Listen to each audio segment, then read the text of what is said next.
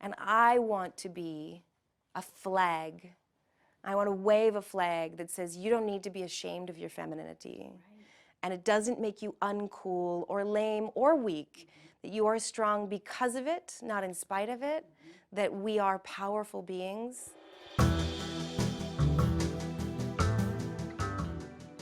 You get, as you grow and mature, you've made very specific and wonderful choices about the women that you've wanted to portray. But I've been curious, as being able to learn how to take hold of your vision from a publishing side, what has that done for you when you make your choices now on the characters that you choose to portray on screen? You know, I think where I've seen it have even more of an impact than the characters I choose is in the way that I carry myself on set and the way I interact with the men who run my world. I think publishing and having really satisfied the creator in me and creating my own vision and creating my own world and believing in it has given me both more confidence that I have vision that's worth contributing, and also, though, an understanding of what they're doing. And so probably a greater respect for the directors and the producers that I work for. And for example, one of the really trivial ways that I think it's had a great effect that's actually become more than trivial to me has become really important to me. I used to think of promoting my films as a great big chore that I had to do. You know, the real joy was to go and do the work and do the acting and then you gotta go and promote the movie. And ever since my San Diego Comic-Con in 2013, when I went promoting my own book, and I was on the floor and I was working as much as I could, and I was so excited to be doing it. And I was like, I'll do as many interviews as you can get for me, and I'll talk to as many people as you. And all of a sudden this penny dropped, and I thought, what an asshole I've been. Because that's how the directors and producers feel when they're trying to get their movie out there, and they're like, come on, please, like, just do as many as you can and just get it out there. And I've been like, oh, okay, fine, you know, what do you need me to do? And so ever since then, when I go out to promote a film, I'm like, what do you need me to do? I'm gonna go do it. Let's get this film sold. Let's be excited and let's be proud of what we've made and get it out to the world. And like, even just interacting with the fans to realize that the way I feel about a fan saying, I love your book, I should feel that way about fans saying, I love your movie. And I can, you know, take so much joy and satisfaction going to a red carpet event or a fan event and seeing people really excited about it. And I don't think I didn't earn it with Lost. This sounds, but I didn't earn it. I got cast so quickly. And it was so easy. It was too easy. I was very suspicious of it all. It was like, well, how did that happen? It doesn't make sense. And so I didn't realize, you know, really the journey that, I realized, but I never experienced the journey that people go through to get into this place as an actor. And so I think going through that journey with my books has helped to give me great perspective and just how lucky I am and what a great place I'm in as a performer and as an artist. And the fact that I even just get to tell stories on a large platform, period, is a very blessed place to be. And because I'm so creatively satisfied making my books, it makes acting a greater joy for me. And that's really wonderful. And I just as an observer of you as an actress over the years, I've noticed something that you've made with your choices, which I think feels to me like it comes from your storytelling and your confidence in storytelling, is that the women that you've chosen to play, whether it's Toriel or whether it's Hope and the Wasp, you have always infused in them a femininity that we've talked about before, that is not a dude with boobs just beating people up, you know, taking the male sense of what it means to be strong and just placing it in your body. You've always created a woman that you don't lose the compassion and the femininity of who she is as a woman. It does keep growing. It gets stronger and stronger. I get fiercer and fiercer about that, where I have very little tolerance now for anybody wanting me to play what I recognize as a man in a woman's body. And that's not to say there's such a thing as one man or one woman. I mean, we're all so nuanced and different, and I know feminine men and I know masculine women and vice versa. I know feminine women and masculine men, and we're this beautiful pantheon, but I just think it's really important for me. I am a feminine woman who became a tomboy. And I became a tomboy for a very specific reason.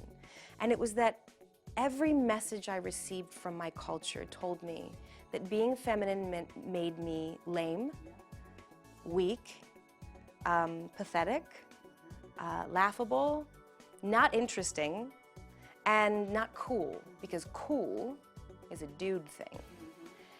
And I didn't realize, because I was too young to know, that that learning process was profoundly painful. And I've been processing that pain really intensely ever since the Harvey expose. I've done a huge deep dive into my own understanding of my body as a woman, my mind as a woman, my soul as a woman, and what it means to be a woman, and the shame and the fear that a lot of women carry. And I want to be a flag. I want to wave a flag that says you don't need to be ashamed of your femininity. And it doesn't make you uncool or lame or weak, that you are strong because of it, not in spite of it, that we are powerful beings as feminine beings, whether you're a man or a woman. Your femininity makes you powerful beyond measure. And I do feel in Hollywood that there has been a tendency in the men who run Hollywood, they have this desire to serve women. And because they come from a masculine perspective, a lot of them, they serve them by making them masculine. And I feel like they're really doing the opposite of serving us by doing that. I think there's room for every version of a woman, but I think we need to make a lot more room for portraying femininity as beautiful, powerful, cool, and interesting. Do you feel like you are getting offered things where you feel like it is more what you would want to be doing in terms of, yes, they're getting it on the page and I want to be it on the screen, or you still feel that there's a chasm of where you could see a kernel and that you're going to have to work with them to get it to be what you feel like feels right to you? Well, I've had just a myriad of experiences, and recently I was presented with a really cool concept for a television show that was being made, and read the material, and I was spitting fire by the end of it. I was like, I can't believe this is getting made, because it was such a trope. Every woman, and it was such a trope, and I was so ashamed, and I was actually offended that they even sent it to me. I thought, they clearly don't know who they're sending this material to, because I want to burn it and send it back to them in ashes. Wrong call, guys. Wrong lady. But then, you know, I was sent another piece recently, and I went into it, the complete opposite experience. Went into it thinking, oh, this concept sounds used and old and bad. Right. And was so impressed with the nuance and the subtlety and the ways in which somehow two male writers had really gotten into a space where a woman appeared both perfectly empathetic and compassionate and understanding and selfless, and also strong and intelligent and interesting and nuanced. It was so refreshing, and I'm still in negotiation, or not but you know, conversations with these creatives, and it was literally a team of 4 men who called me. Interesting. And I said, you don't have a woman on your team, and that's okay. Men can write women's stories, and women can write men's stories. But do you want the voice of a woman on your team? Because I have a really opinionated voice. Good. I will bring opinions, and here are my opinions. And they were mostly all very, very complimentary. And the things that we talked about were, I love this about her, and I would hope you would honor that and not suddenly, as the, you know, bury it as it moves along. Exactly. That would be a priority for me, and I would keep fighting if that starts to disappear. Exactly. And I think that's really the responsibility that every woman has when putting an enormous message out to the world, which is what Hollywood does, about what women are. We're all a representation, and I think the most important thing at this point in time is we have to see women with flaws. Yes.